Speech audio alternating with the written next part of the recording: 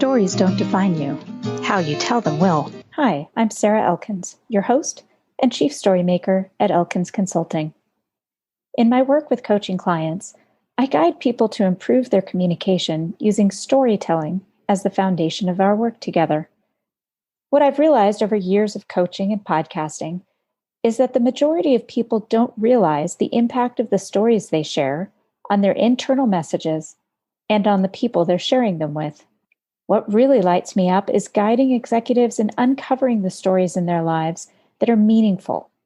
The stories that, when shared with the right audience in the right way, connect, inspire, and motivate. Here's what a former client had to say about our work together. As a leader of leaders, I struggle with how and when to use my stories to emphasize the points my audience is looking for.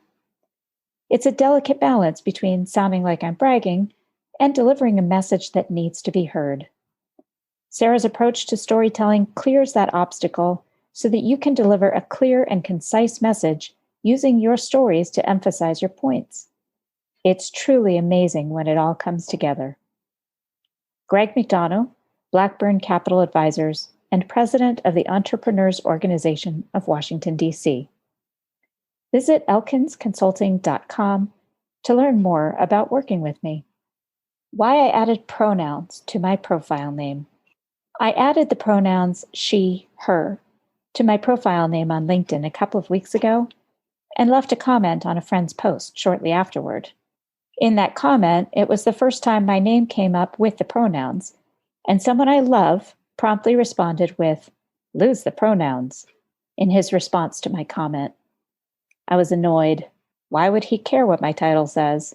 It felt insulting, critical, like a condescending comment you'd expect from your older brother when you were teenagers. I was being judged.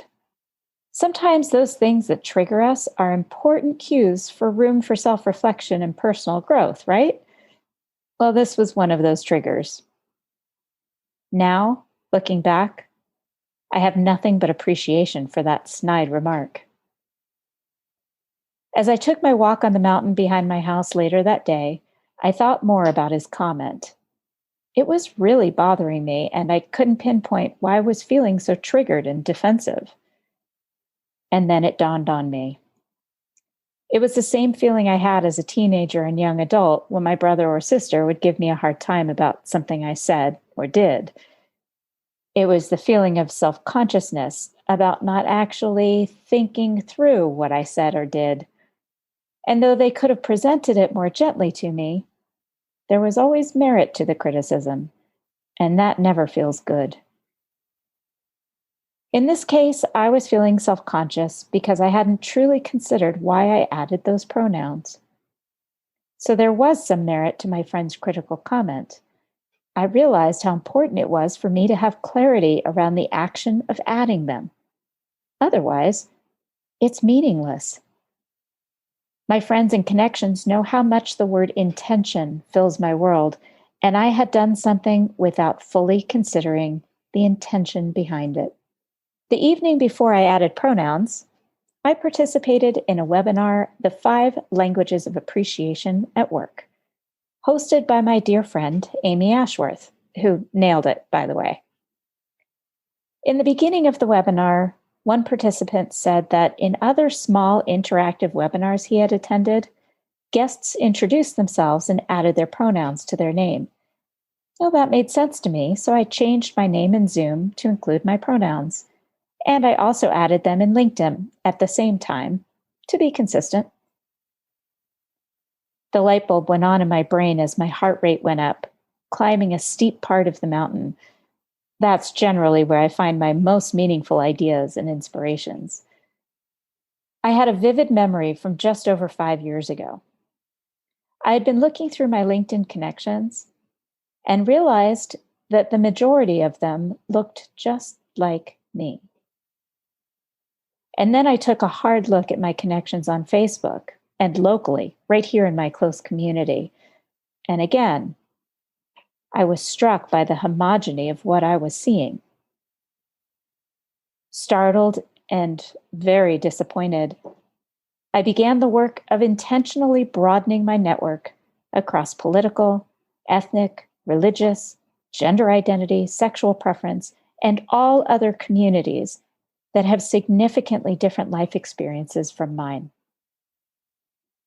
Through a combination of curiosity and intention, I started to build a community that was far more diverse, not for the sake of diversity, but for the sake of inclusion, of personal growth, and love. Yes, love. I love people, even the ones I don't like very much.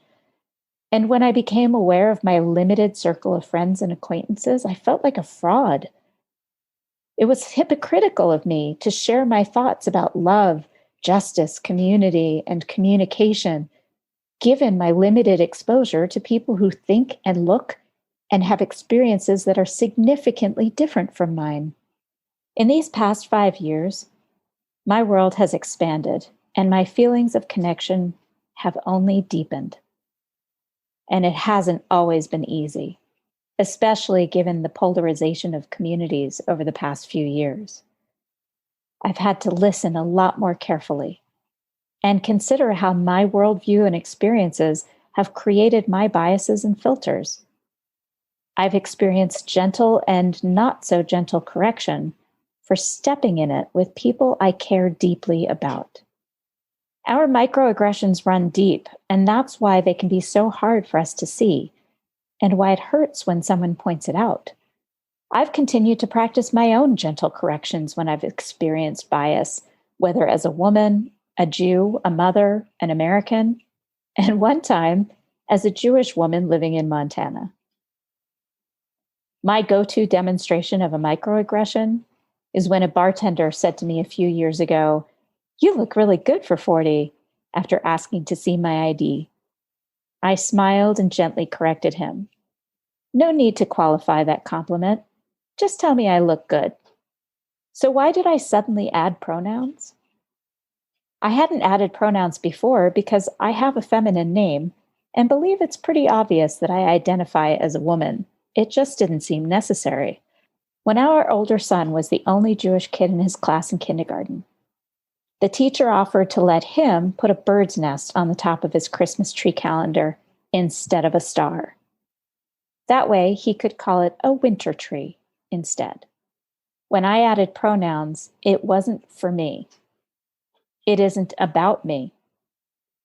It's about normalizing something for those who feel marginalized by having to point it out. That was it. My aha moment on the mountain. Adding pronouns was a simple and effective indication to my network that my world is broadening. Because what we share about ourselves, images, words, stories, and yes, pronouns, are all signals for the people around us. I'm indicating that my love and care for people isn't despite their difference, but because of them. Our differences aren't something to be tolerated. They're something to explore, to value, and to celebrate. Are you ready to start your story portfolio so you have the right story ready to share when the opportunity presents itself? When you're ready to get started, my book, Your Stories Don't Define You, How You Tell Them Will, is available in all the regular places, and the audiobook version is available on Google Play and on my website, elkinsconsulting.com. As a special bonus for listeners, the audiobook includes 2 songs recorded by my band, Spare Change, in my living room in Montana. Also on my website is a free podcast interview checklist. It's available to download to make sure you make the most out of your next podcast interview.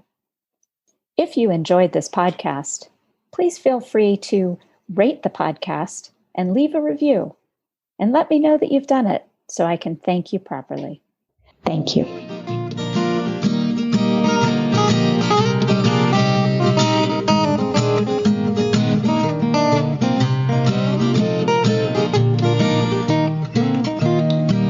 Now listen to me, honey, while I say, how could you tell me that you're going